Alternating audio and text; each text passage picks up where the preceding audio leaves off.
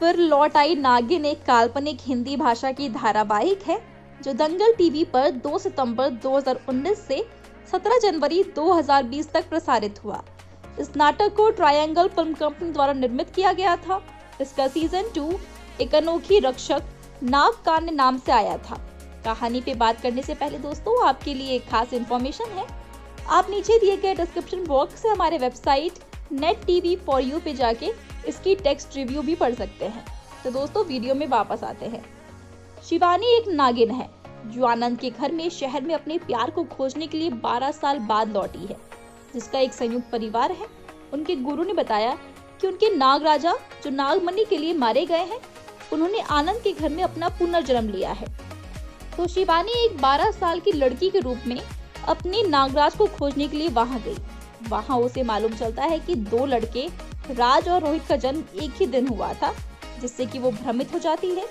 इसलिए वो अपने गुरु से अपील करती है, जो ये कहता है कि वो केवल अपने नागराज को पहचान सकती है। तो उसे याद आता है कि एक दिन नागराज ने उसे अपने तिल पर नक्षत्र चिन्ह के बारे में बताया था, जो कि उसके शरीर पर होगा। यहाँ तक कि अगर वो 100 जन्म लेता है तो भी वो निशान उसके शरीर पर होगा ही होगा। तो इसी की मदद से वो उसे ढूंढने की कोशिश करती है, लेकिन कई बार असफल हो जाती है। इस बीच आनंद ने पाया कि एक छोटी लड़की के रूप में एक नागिन एक ऋषि की मदद से उसके घर के आसपास है। आनंद के ड्राइवर लक्ष्मण ने नागराज को नागमणि के लिए मार दिया था। तब उसे ये एहसास हो जाता है कि नागिन उसे मारने आई है। कहानी में 9 साल का गैप आता है। नागमणि की शक्ति से आनंद दुनिया के सबसे धनी लोगों में से एक बन गया है। उन्होंने घोषणा की कि उनके बेटे रोहित प्रेस मीट में अपना नया प्रोजेक्ट लेंगे। अब वहां से लौटकर रोहित और राज अपने घर आ जाते हैं। शिवानी पता लगाती है कि राज कौन है, क्योंकि वो जानती है कि वो उसका नागराज है। शिवानी फिर नंदिनी का रूप धारण कर लेती है और एक नागिन प्रिया और एक नाग की मदद से एक धनी व्यक्ति की बेटी के रूप में आती है और राज के घर के पास एक हवेली खरीद लेती है। रोहित ने उसे देखा और उसे देखते ही उससे प्यार हो गया। राज उसे बहुत पसंद करता है, लेकिन जब उसने देखा कि रोहित उसे पसंद करता है तो उसने अपना प्यार त्याग दिया। रोहित राज को नंदिनी को देखने के लिए भेजता है और उसे रोहित का प्यार बताता है, लेकिन कई बार विफल रहता है। इसी बीच एक घटना घटती है जिसमें राज को बंदूक से गोली मार दी जाती है। नंदिनी को राज का पता चल जाता है। वो उसे अपने पिछले जीवन को याद दिलाने की बहुत कोशिश करती है, हालांकि नाकामयाब रहती है। इस बीच एक और नागिन रागिनी जो नागराज से प्यार करती है वहां पर आती है। वो नंदिनी को मारने की बहुत कोशिश करती है ताकि वो राज से शादी कर सके। रोहित कई बार नंदिनी को मार देने की कोशिश करता है। अंत में नंदिनी के लिए राज से लड़ते हुए वो एक चट्टान से गिरकर मर जाता है। आनंद नंदिनी और राज से बदला लेने का फैसला करता है, क्योंकि वो ही रोहित की मौत का कारण थे। राज और रागिनी की शादी तय हो जाती है, लेकिन असफल हो जाती है। राज को पता चल जाता है कि वो एक आकार बदलने वाली नागिन है, लेकिन खुद को नियंत्रित करने में असमर्थ है। तो वो एक ऋषि की मदद लेता है और रूपों को नियंत्रित करने और बदलने में सक्षम होता है, लेकिन उसे कुछ याद नहीं रहता।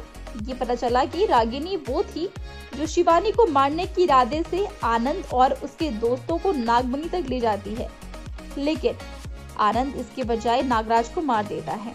राज और नंदिनी की शादी तय हो जाती है, लेकिन असफल हो जाती है। राज को पता चलता है कि नंदिनी एक नागिन है जो आनंद के दोस्तों को मार रही थी।